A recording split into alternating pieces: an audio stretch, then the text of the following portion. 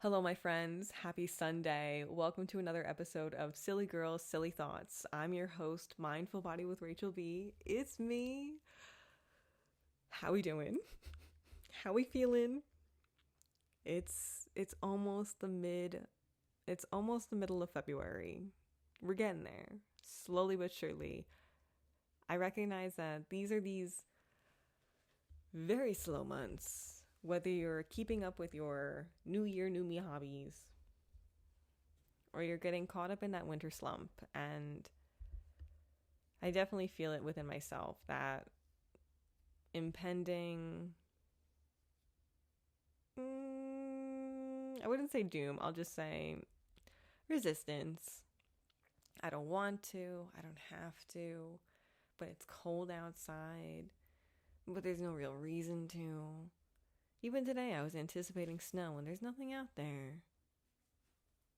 And now I'm trying to, wake up my inner Phineas and Ferb and go, what do we want to do today? And as I'm trying to light the fire in my belly and not under my ass, because we also have responsibilities to do today, the laundry is piling up and we ran out of bread this week and we need bagels. Oi.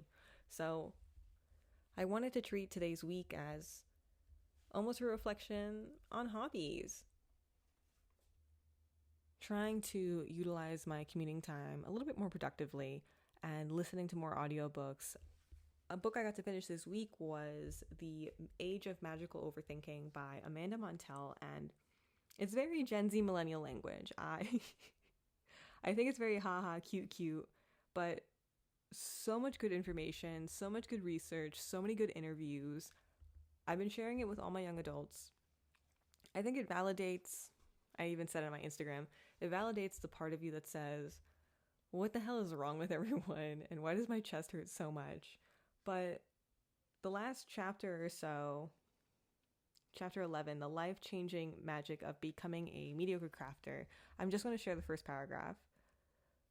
A therapist in a large beaded necklace once told me over video chat that in order to yank your attention into the present, you're supposed to do things with your hands. Watercolors, card tricks, any hand-on hobby, she said, her kind eyes squinting glitchily over Zoom. I winced at the suggestion, as a sentiment for my hometown hero, John Waters, leaped into my mind. The only insult I've ever received in my adult life was when someone asked me, do you have a hobby? A hobby? Do I look like a fucking dabbler? I wanted to sneer, and then I remembered. Nora Ephron loved to cook. Michelle Obama had her knitting. Greta Thunberg hostaged for relaxation between climate justice meetings with presidents. None of it was what they're known for, but it's what they love, what they do with their hands. A hobby, I told my therapist. I'll think on it.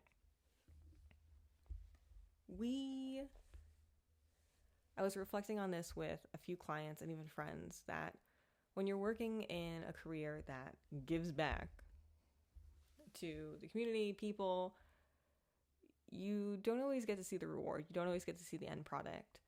And aside from whether we're terminating clients, closing with clients, graduating clients, I don't know, there's some moments where you're constantly putting out and not getting anything back.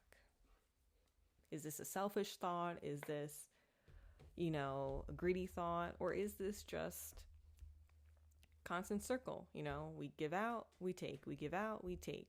Constant movement of energy and things. So having a hobby for a lot of us, again, clinicians, people who work client-based jobs, sales jobs, giving jobs, having something for yourself to recharge, give something back into yourself because you're giving out so much, you receive that reward. Whether it's a hobby or a habit, that's up to you. What are you into? What do you like? What are your interests? Can you keep your hobbies from becoming stressful things? Like, I don't know, I always tell my grandmother, because I have so many new hobbies and interests, you can tell that I have so much stress. Obviously. She pushes this idea, why don't you sell it? Why don't you share it? Why don't you make money off of this? I really don't want to. Rereading my third book right now, Braiding Sweetgrass, there's a snippet that shares, I'm not in it for this consumerism idea or bartering or even trade. Sometimes a gift is just a gift. I just want to give it. Whether I receive something back as a thank you, as a regift, karma, may it be. But sometimes, I don't know, I'm just happy to have something. I'm happy to create something. I'm happy to grow something in the garden and give it to a friend, give it to a neighbor, give it to family. It makes me feel good. I'm in a job to help people feel good. I'm not always helping everybody feel good because not everyone's going to feel good. There's always a lot going on in the world we can't control. As a marriage and family therapist, I almost look at ourselves as an ecosystem. It's not this hierarchy, but almost just this inner circle, just like the rings of a tree stump. And if you're in the center, you have control of yourself, and those rings start to expand. You see you, your family, or no, you, your partnership family, their family, friends, community, society, world, and it just grows. And sometimes the world feels so loud. Media is here to help us get news across, and fear has helped to, emphasize the importance of news, the level of value of it. But when you're hearing the same news all the time, or you're just getting a snippet of news that's being grown thanks to the game of telephone into something disproportional, it's overwhelming. As a clinician, I'm helping so many people within their day-to-day lives, their couple lives, their family lives, their partnership lives, their work lives. And we're constantly talking about the world events and things, how it impacts us indirectly, how it impacts us directly. And then comes up the question, Rachel, what do I do? How do I balance all this out? Where are your hobbies? Where are your habits? What's within your control? My hobbies and habits have developed over time, even just from interest or what I've been exposed to from my family and parents, because that's where it starts. My dad's been growing little broccoli sprouts since I was a freaking kid. My mom's always been sewing clothes or redesigning clothes because she has a good habit and a good eye for artistic skill. She got it from her dad. It grows. My dad got his little gardening interest from his dad. It grows. Cooking and baking, my parents jokingly say how I could have gotten this from my elders, their grandparents, XYZ. It's so fun. We've been doing this for generations, whether it's been cooking things, making things, creating things. The empowerment you feel from being able to use your hands and make something of your own. Amanda Montell even includes it, the IKEA effect. It has something on the brain. It makes us feel confident. It helps us grow in our skill set. It challenges our perception of our strengths. You can tell that I have too many hobbies and too many interests, and even if it leans into the artistic skill, creative world, craft world, caring and nurturing world, because I'm already surrounded by too many cats, too many animals, but I'll take care of them all if I have to. I will.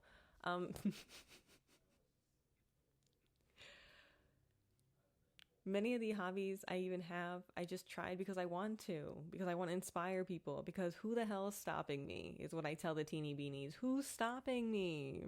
I'm making bread. We're going to attempt a quilt later today. What else is on the to-do list? What are the wants? The responsibility have to list today is just cleaning, laundry, and making bread, because I don't have enough bagels for the week. So making bread is definitely a want and a need. Quilting later today is a want. Ooh, I have a new stencil to make a little quilted vest, which I'm really excited about. They're just, I don't know, because I want to. Sometimes I get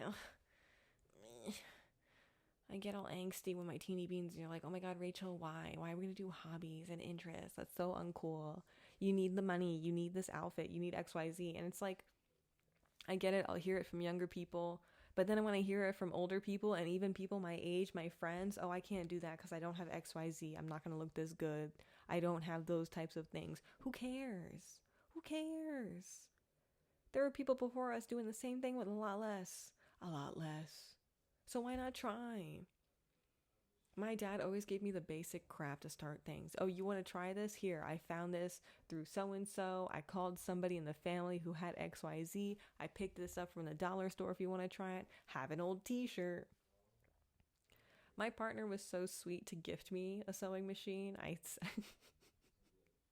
My fault for sharing with him my goal. I said to him, because I'm preparing for my state exam, a goal of mine was to study, put money away, and save up for a sewing machine. So after my exam, I would purchase it for myself. I'm really intrigued to teaching myself how to sew, whether it's changing my clothing, making clothing, or quilting. I think it's so cute. I think it'd be really relaxing. I love creating things and making things, and I think we need to get back to making our own gifts again. I'm over consumerism. Everyone has everything, but you don't have what I can make you, so one of a kind. Even though he gifted me the sewing machine, I'm trying to be intentional about what I buy. Gotta be mindful of a budget when we're taking care of responsibilities and adult things like these animals in this house. So when we were cleaning out the closet, I was saving material. Whether clothes are worn or they just don't fit me anymore, or they're just out of fashion because I had a bad shopping habit, trying to, balance out bad habits with better ones. I'm going to reuse the fabric and create something new. Reduce, repurpose, recycle. I'll see what I can create. It's pretty exciting. It's pretty empowering. Who cares? Who's stopping me? Everyone's so scared to do silly things, and I'm kind of silly over it. I love watching people lean into just effort and trying and just taking a silly chance. Drive through traffic. There was one point in my life where my parents signed me up for a Saturday class at a local school where I did cake decorating. I learned how to sew a teddy bear. What else did I do? I think there was tennis. My sister would know too. She and my brother took little mini classes, and it was just something to try for a few weeks. And I loved it. I love cooking. I love baking. I love making new recipes. What kind of bread are we going to make today, Chubbs? I'm thinking English muffins. We got soy milk. We're doing an experiment. A lot of the recipes I keep finding for sourdough English muffins require whole milk. So if I veganize it, I'm thinking soy milk would have the same protein content. Use bread flour as well and see what happens. I'll let you know. But it doesn't have to be perfect. It's not supposed to be. I freehanded a quick quilt. Say that 5 times fast. And it's not perfect, but I think it's so cute, and I'm saving it because that's my first attempt. I can only see what it will grow into if I keep trying, if I keep showing up. When you're finding hobbies of your own that you've never really observed, but you've watched, whether it's online or through YouTube or through friends, a lot of people get intimidated by, again, the items you need to have, how I'm going to look, what skill set I need to have initially before I go out with XYZ people to try it out. And I got no problem making a fool of myself. Who cares? I've attended skiing. I don't like it. My partner is teaching me how to longboard. I'm okay with it with minimal coaching, and a push. Not down a steep hill, but with enough of gravity's help, I can make it. And there are some hobbies that I've tried that I've even taken a break just because they've become loud. I stopped rock climbing for a period just because I scared myself. I fell a wrong way. I got intimidated. The people I climbed with were more, I'll say, like, more on the athletic side, where competition was on their top priority, their top 3. My hobbies are meant for relaxation. As much as things can become competitive, I think I'm just really competing with myself. In a very rare occasion, I eagerly compete with my mom and siblings and friends, but in a way where I'm like, oh, come on, I'm going to make the best outfit. You're going to make the best dessert. We're going to make the best thing. I don't really care too much about having the best. This is just for fun. I already work too much and do too much at work in day to day. When it comes to habits, hobbies, I'm just here to go with the flow, blame it on my yoga mentality, following in on that, habits. Reading books, moving our body, making food, whether it's a basic meal to like a 5-course dinner. I almost want to consider these habits that are so necessary, whether they're in your top 3 priorities or not, or 5, whatever your list is. Don't stress yourself out. Mindful of your type of lifestyle and your energy level, I'll say. What do you need?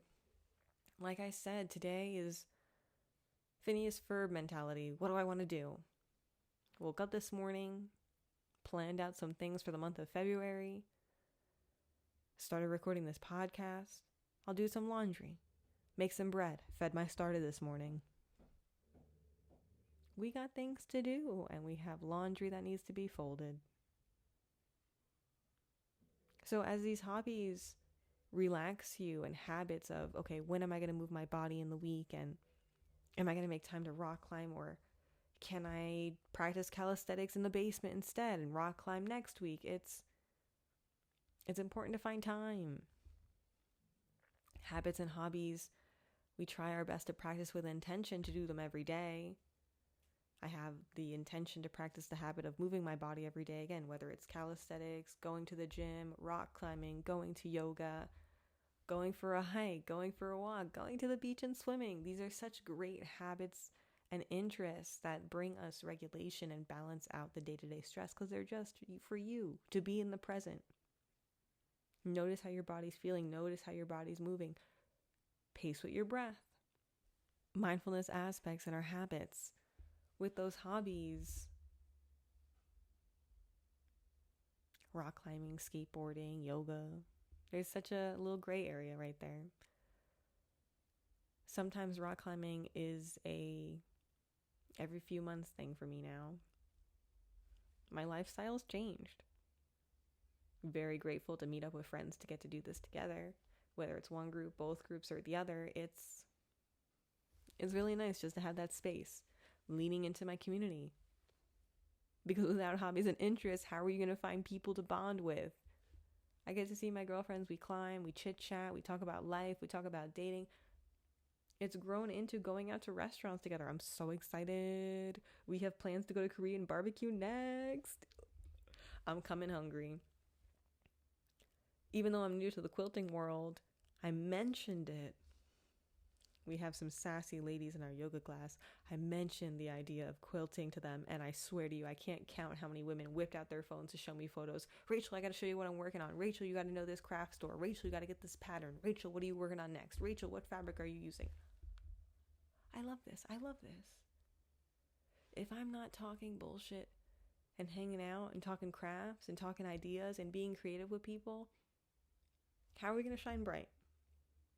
Where's that validation of like, oh my God, I'm doing something really cool. I'm trying something new, and everyone's sharing their story as well of how they tried it, where they learned this from, what skill set they used, their own screw ups. People worked with a lot less. I had one lady chat with me about, oh my gosh, she's in my yoga class. Grandmother taught her cross stitch around 3 or so. She taught herself how to knit through a book at 10. And I'm only going to be 30 this month. I still remember using books, early on YouTube videos to teach myself how to do some craft ideas, sewing ideas. And here we are, teaching myself how to use my sewing machine.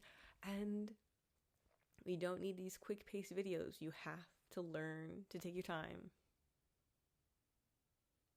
Habits and hobbies are meant to slow us down just a little bit. Even if you're running at the speed of light, it's to slow down your breath. We got this. Without our silly hobbies, without our silly habits, we wouldn't be taking care of ourselves. We wouldn't be able to find some silly people to bond with and validate our silly experiences, because we're all doing these things for some sort of reason, and most of them is to balance out our stress. Most of it's to empower what skills we have and to grow in it. I think a lot of it too is just to fill up our time. Like I said in the beginning of this podcast, as an MFT, I look at so many factors that influence us, from small ways to big ways, directly and indirect. And a lot of times I run into that topic with my young adults when it comes to career, jobs, habits, lifestyle. And I'm still reflecting on it myself, growing up with you guys. There's not always this impending, what's my purpose? What's my bigger need? What's my bigger to do? What's the biggest outcome? Sometimes hobbies and habits are like the fillers to your episode, but also the parts of your identity. Sometimes we see what these hobbies and habits are day to day. Sometimes they show up in seasons. In the spring, summer, you're going to see me garden. In the winter, you're going to see me make bread. We're starting to lean into dinner party ideas. Different seasons get different cuisine.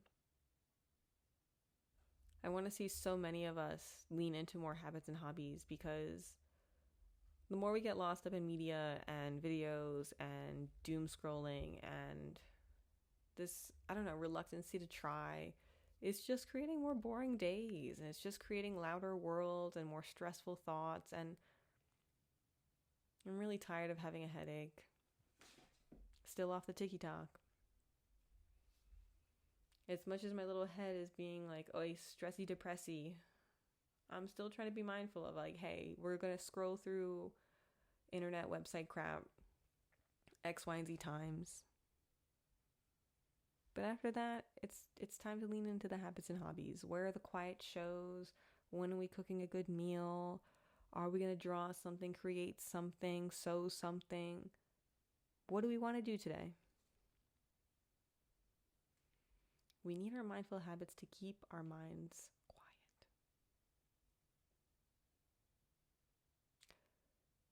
We don't have control over everything. We only have control over ourselves. So, with that being said, controlling myself. I don't want to cut this too short, but I do want to do my hobbies today. February is feeling like a little bit of a loud month, and my anxiety is a little high. It's okay. We're prepping, we're preparing, we're studying. We're turning 30. So with some habits and hobbies, I'm going to make some good bread, eat some good food, practice my sewing, watch some good shows, clean my house.